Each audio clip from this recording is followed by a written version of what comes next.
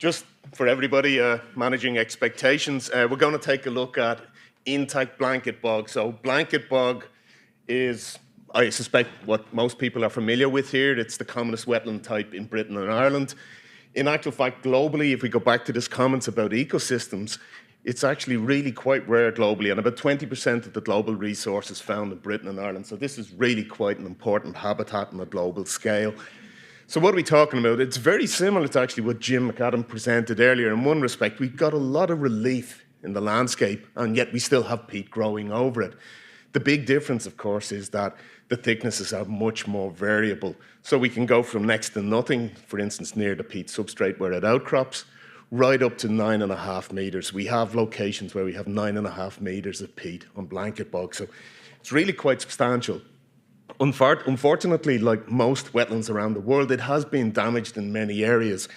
And we're looking now at restoration. Now, what do we mean by restoration? Oh, sorry, wrong one.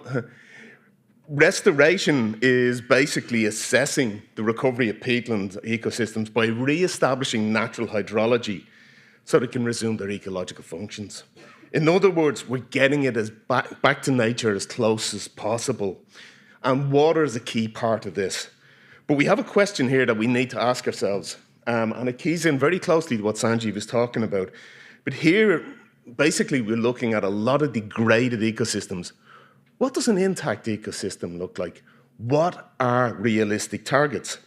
So one option here is basically to take a look at areas where we've got, if you will, intact catchments. So here's a rather old, dated pie graph, but it gets the point across. The bit in blue or purple, well, it looks like purple from here, that basically is suggesting that in Ireland, we've probably got about a quarter of our area of blanket bog is actually under conservation measures of some form or other. So we all breathe a sigh of relief, except conservation doesn't necessarily mean that it's peat accumulating. And in a lot of places, this is really quite degraded, this blanket bog. Now, the question, probably the uncomfortable question is this all due to human activity? Sorry, I got the restoration thing, I read the wrong way around here, but if we take a look, one thing we can do here is we can look at peat accumulating conditions, and this really is what we're going for a lot of the time. We're saying, right, it's accumulating peat, so this must be right. But is that really, strictly speaking, correct? So we'll take a look at what peat accumulating conditions are. And what we see, if you take a look at the red here, and this is from a raised bog by analogy, we've basically got this red area here where we've got peat accumulating conditions using the ecotope system, which is the system that's employed across the border. And essentially what you'll see here, if you compare that red and pink area to what we've got in the outer area there, we've got much greater fluctuations in water level in the outer area compared to the inner area. In other words, the water level is stable, but it's also very close to the surface and very close to the surface all of the time. So we might think, okay, that's what we're going for. So we said, right, let's take a look at what we've actually got in terms of peat accumulating areas of blanket bog, etc. So where is the blanket bog? So this is on the left-hand side, we've got a rather dated map, but it gets the message across. Anything that's brown in this is basically where we've got blanket bog. So we said, right, we're spoiled for choice. 25% of this is under conservation measures. Fantastic. So we looked at just over 1,400 catchments. And we looked for things such as, well, when I say we, it was Francis Mackin, my PhD student who's now with RPS. We looked for things like signs of forestry, artificial drainage, burning, overgrazing.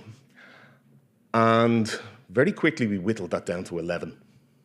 So we took the 3 most promising sites there, and you can see them with the red dots. And I'm going to focus on the one here in the northeast of Ireland, in County Antrim here, which is called Garran. And at Garran, what we did was we ran a numerical model, apologies, and you can see Garran here. It's the top right-hand corner on the figure on the left-hand side. And what we can see is we've got quite a significant level of variation. How we ran this model was really quite inexpensive. Well, it is now. Essentially, we got a drone and we could fly LiDAR. Use the LiDAR data, generated a topographic map, and then from that we could derive various hydrological indices. And we scaled that from blue up to dark brown, and you can see that there, blue being the best bit. And we've actually got a pretty good correlation, because what we did then is we put in water level monitoring wells, or piezometers if you like, and we put in loggers. And we said, right, let's take a look at what we've got going on in the various areas, given that this area is pretty much as intact as we could hope to expect. And what we saw was we had really quite significant variation in water level across the blanket bog, even without ostensible disturbance. And essentially what this is saying is that, look, we've got peat in some areas, but at the moment it's not peat accumulating. And in actual fact, what we've got is, in time, we seem to have discontinuous peat accumulation. In other words, peat is accumulating in particular areas in fits and starts, whereas in other areas, it may be accumulating continuously. And this is really, this I suppose is a bit of a reality check. Well, it was for us, because if we're trying to restore, and Mother Nature is actually saying, actually, peat doesn't accumulate continuously here at this location, then are we wasting precious resources trying to do something, particularly if we're in a program where those resources are scarce?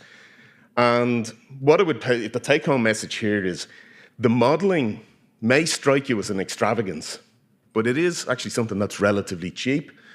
And at the same time, it helps you to identify those areas that are most likely to respond best to restoration measures.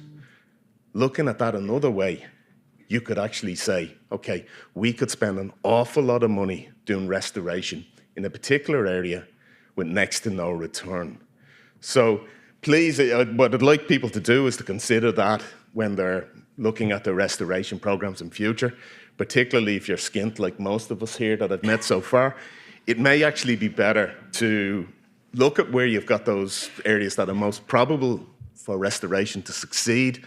And if you're a cynic, you can basically then turn around to the funder and say, look, we know what we're doing, the restoration succeed, and then give us some more money so we can try things that are a bit more adventurous. Okay, so I'll leave it at that. Thank you.